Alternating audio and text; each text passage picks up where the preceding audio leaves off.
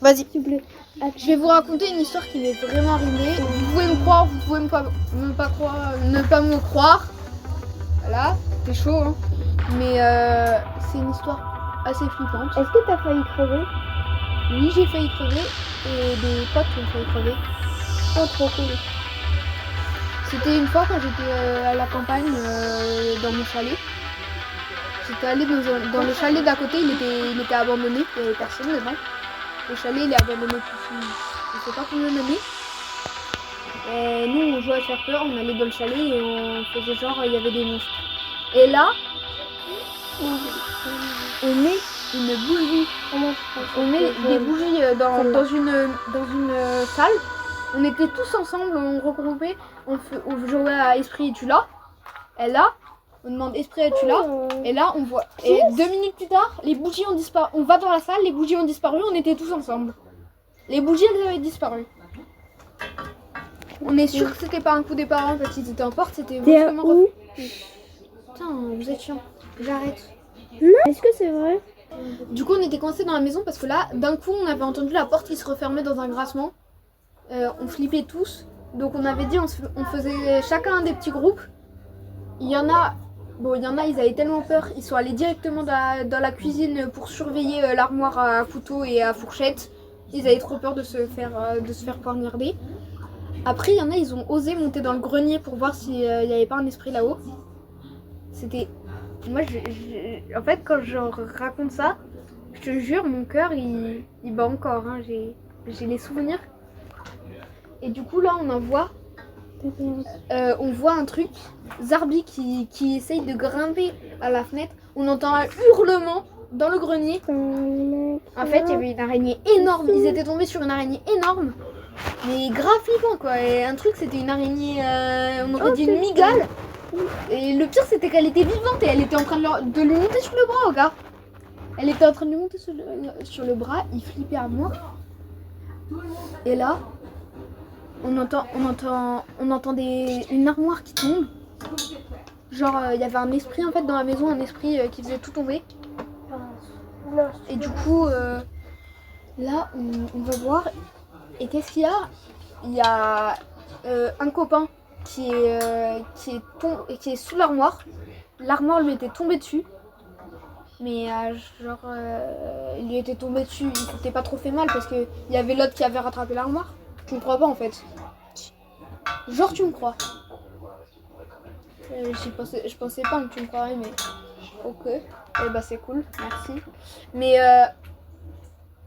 en fait quand je raconte ça, j'ai vraiment plus, j'y suis plus jamais retournée dans ce chalet. Mes potes, on se raconte des histoires à Halloween. À chaque fois on se raconte ça, pour se refaire peur, mais je peux vous dire c'était... Là, si t'écoutes mon cœur, je te jure, il bat 1000 à l'heure. Hein. C'est quoi après? Après, qu'est-ce qui s'est passé? On est allé le sortir de là parce qu'il était sous l'armoire. C'était un peu dur, quoi, pour lui. Là, on essaye d'ouvrir la porte. Elle est bloquée, la porte de la cuisine. On était bloqués dans la cuisine. On se dit, heureusement, au pire, pour se protéger, on a des couteaux. Et là, il y en a un, il commence... Arrête.